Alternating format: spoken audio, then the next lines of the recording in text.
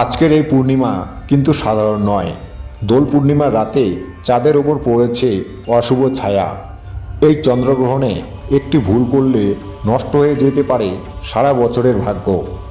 আর একটি কাজ করলে খুলে যেতে পারে সৌভাগ্যের দরজা।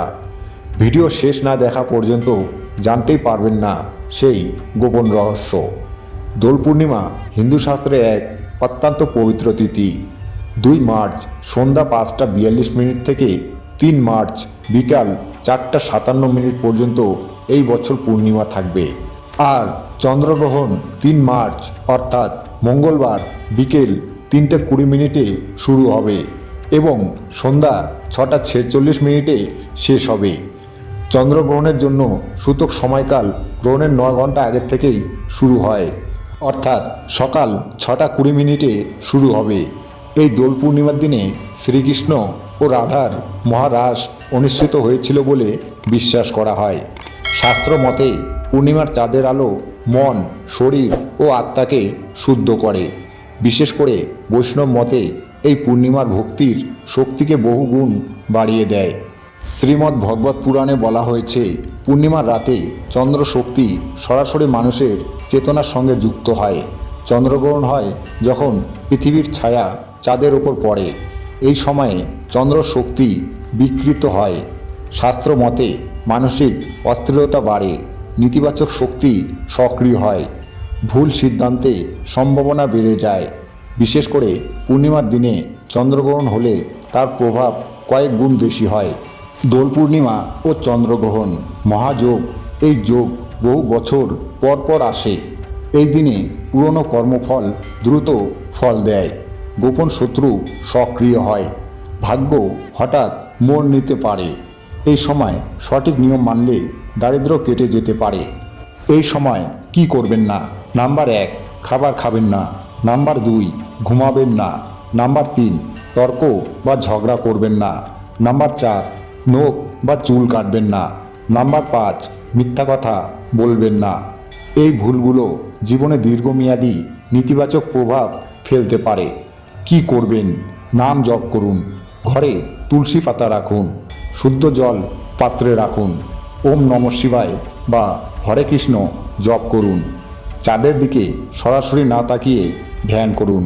বিশ্বাস করা হয় এই সময় বলা প্রার্থনা সরাসরি ঈশ্বরের কাছে পৌঁছায়। ওম সময় নম, এই মন্ত্রটি 108 বার জপ করুন। এই মন্ত্র মানসিক চাপ কমায়, অর্থনৈতিক বাধা দূর করে, শত্রুর কুনজর কাটায়।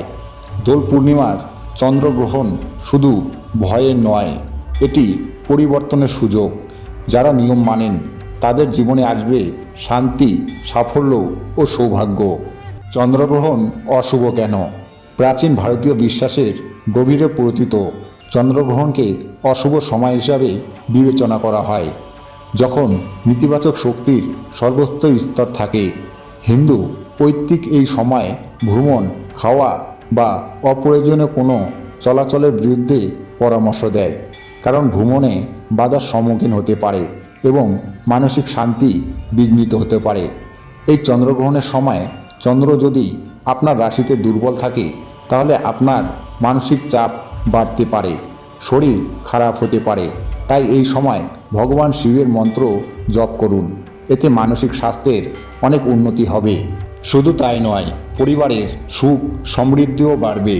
সাদা জিনিস দান করুন।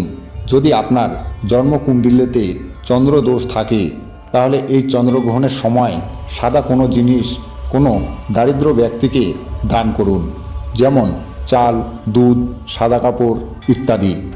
এগুলি দান করলে দেবী লক্ষ্মীর আশীর্বাদে আপনার জীবনে খুব সফলতা আসবে। শুধু তাই নয়, এতে কিন্তু এই গ্রহও খুব শক্তিশালী হবে। কর্মজীবনে আপনি এগিয়ে যেতে পারবেন। এই চন্দ্রগ্রহণ চলাকালীন সময় মহালক্ষ্মী মন্ত্র জপ করুন। এছাড়াও বগলামুখীর মন্ত্র জপ করাও অত্যন্ত শুভ। এতে আপনার শরীর ভালো থাকবে, কোনো কাজেই আপনি পিছিয়ে পড়বেন না, ভাগ্যের দ্বার খুলবে আপনার, কাজের জায়গায় এগিয়ে যেতে পারেন আপনি। এই চন্দ্রগ্রহণে নতুন একটি চাবি কিনুন। যদি আপনি ঋণগ্রস্ত হয়ে থাকেন তবে চন্দ্রগ্রহণের সময় নতুন একটি চাবি কিনুন। রাতে চাঁদের দিকে সোজাসুজি সেই চাবিটিকে রাখুন। তারপর ঠাকুর ঘরে সেই চাবিটিকে রেখে দিন। এতে আপনার আয় হু হু করে বাড়তে থাকবে। এছাড়াও এই সময় কাকেদের খাওয়ান। আপনি যদি মনের মতো চাকরি পেতে চান তাহলে এই চন্দ্রগ্রহণের সময় কাকেদের মিষ্টি খাওয়ান। এতে কর্মক্ষেত্রে অনেক সুবিধা পাবেন। শুধু তাই নয়, পিঁপড়েদেরও ময়দা খাওয়াতে পারেন। এতে আপনার সম্পদ বাড়তে থাকবে। সেই সঙ্গে মা লক্ষ্মীও খুব খুশি হবেন। ভিডিওটি দেখে উপকৃত হলে একটি লাইক করুন, কমেন্ট করুন এবং নিজের আত্মীয়দের সাথে শেয়ার করুন, কারণ আপনার একটি শেয়ার কারো জীবন বদলে দিতে পারে।